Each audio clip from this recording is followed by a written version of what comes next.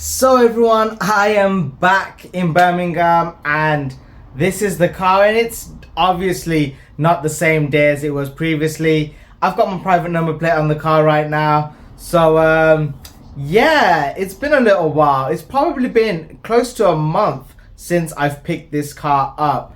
And there's a good few reasons why I've done that, and also kind of why I wanted to also live with the car a little bit, understand it a little bit better before I did this full video right now. First of all, I just want to say the guys up in Crewe, amazing. The way the dealership dealt with me, the way they were so open, honest, transparent with everything going on, and even afterwards, since then, things have been a lot smoother. I kind of want to run through a little bit of what happened with regards to the way I initially purchased this car. I didn't tell them at the beginning about me already having an M5 or anything like that.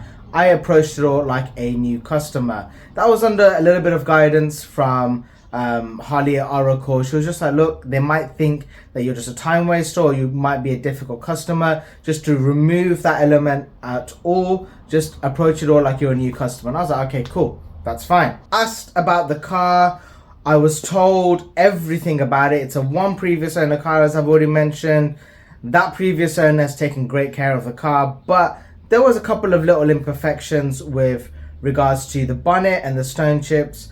I basically asked for a video again like I did with the one in Sheffield, but these guys went above and beyond. They showed me everything around the car. They basically said, look, the bonnet's got a lot of stone chips.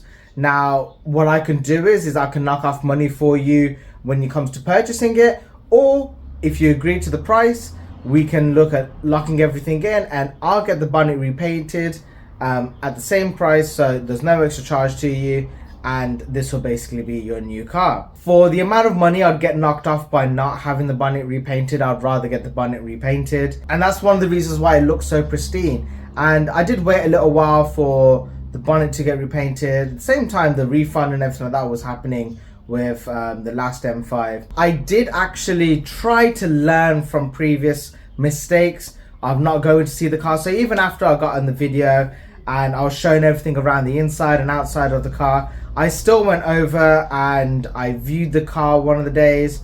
It was up in Crewe, so it's only an hour away from Birmingham, and actually Crewe is a really nice place to visit.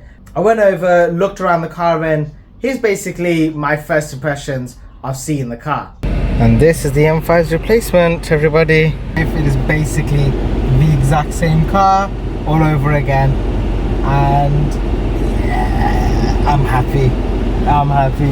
It is nice to be back in this and stuff. I don't know if the fan was just blowing crazy into the mic then. Just gonna have a good thorough look around the outside and stuff, and get my bearings around things. Yeah, right. Good thing with this car is it comes with the Michelin Pilot Sport 4S's, which is nice. This is just me coming over like a pre-inspection before collection. But the one thing that I have noticed is there's a couple of extra, quite a lot of stone chips all over the side of this car. Couple of scuffs just here and here. But otherwise, yeah, that is the M5. So when it came over to viewing the car for the first time, when I drove up to Crewe, I got a few things wrong. I thought there was a couple of stone chips on the side, but it was actually just basically dried polish from someone going over the car and mopping it up. This just all shows some of the differences between the way customer service and dealerships can differentiate between each other.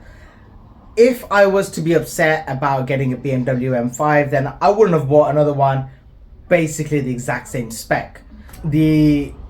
The main things behind the differences between the two dealerships was honesty and transparency between what I was getting. You know, the guys at Crewe, not only did they sell me the car, they're extremely nice about it.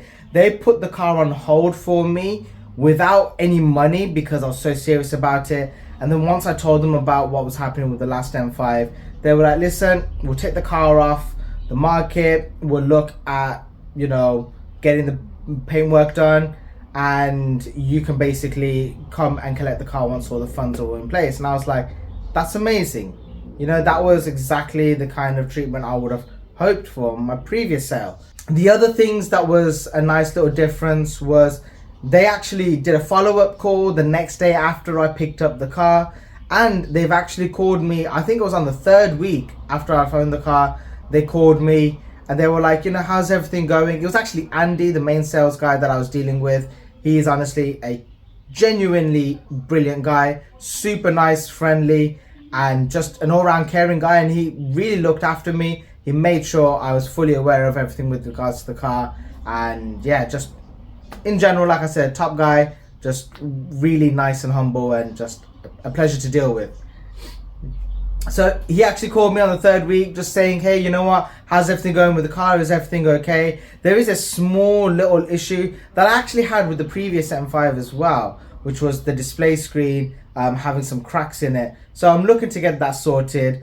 It's been a bit of a difficult one because Sytner and Solihull saying they can't do it under warranty, blah blah blah, but the guys in Crewe are sorting that out with me. So funny enough, the previous owner of the car actually bought the car from the dealership in Crewe, and he ended up buying an M2 and a M3 40i as his daily driver. Those were his 2 new cars when he traded this in.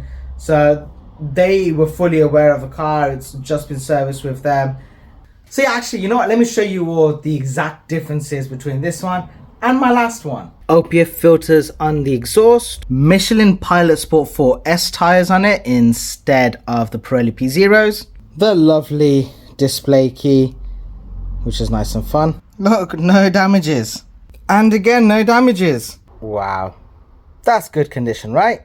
The big difference here is whereas I was fully aware of what I was going to see, when I got there, I was somewhat very clear-cut understanding this is great news. Now, if I had gone to Sheffield and viewed that other M5, I would have been quite upset that I'd just driven 2 and a bit hours to get up there just to view a car that was basically completely not showing its true colors.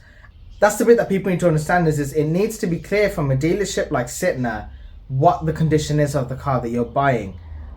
People can say, you know what, you got to understand it's a used car. Yes, but I need to understand it's a used car and in the condition that it is based on what I've already been told and what I've been able to see is correct.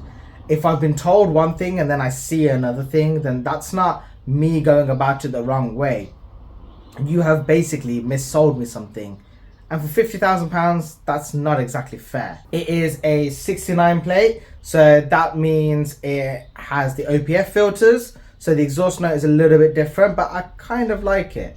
It's a little bit more grunty instead of just loud popping, which, you know, it's nice. It's not as loud, but it's nice. The mileage is a lot lower. I picked this car up at 20,000 miles. The last one was at 31,000, I think, when I picked it up. It's got 1 previous owner. The last one had 5 previous owners.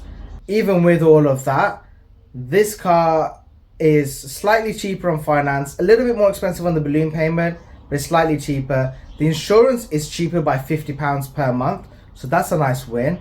But the car was £2,000 more than the other one to purchase. So a couple of the comments I saw in the last video was that I was being a Karen, or that I was basically misunderstanding the fact that I'm buying a used car. That's it. Someone said that I had buyer's remorse. If I had buyer's remorse, I don't think I would have bought basically the exact same car. Everyone needs to have a little bit of understanding with regards to a used car. I do. This car is by all means not brand new. It is not perfect. Like I said, I understand that the screen has got cracks in it. That should be covered under warranty anyway, because that's an early failure of that part, which is not right. Bolster wear, this car doesn't have it. The damages on the trims, this car doesn't have it. But Lookers in Crewe, they already said if this car had those imperfections, they would have sorted it. They wouldn't have put it up for sale without having those things sorted. So maybe the standards with Lookers is a little bit higher as to how they would like to resell the car than they would at Sytner. I don't know. That's something that they need to comment on if there is anything different there. But they already said, yeah, we wouldn't have ever sold you an M5 like the one that you had before. That's not up to par. Especially, like I said, a £2,000 difference. Those parts alone would have been basically around £2,000 to cover. So I would have basically been paying for this car with my last one if I had kept it, with me being okay with the dishonesty. M5, you have been amazing. It's already been basically a month and it's the best time I've had with the car. I genuinely, I don't think I could have afforded or been able to pick a better car for me within my price range and stuff like that. For those reasons, I don't believe at all that I was being ridiculous, or if I was having to be more understanding of it being a used car. I don't think I was being a Karen, and I definitely don't think I had buyer's remorse, because like I said, wouldn't have basically gone and bought the exact same car. But be that as it may, I am super happy with this car. I've got so many things that I've got planned with it. I've already been up to a little adventure with the car, so you need to make sure to subscribe to the channel to be able to see all that videos. And I've already been up to a couple of challenges with the car, and I've already been creating a lot of content with the car, so I would love to see you guys in those videos. So if you want to see me in them, please make sure to subscribe and give this video a thumbs up. But for now, everyone, if you want to leave any comments down below on what's happened and any of your thoughts, please feel free to do so. And I look forward to seeing you all in a future video. Peace out. Bye.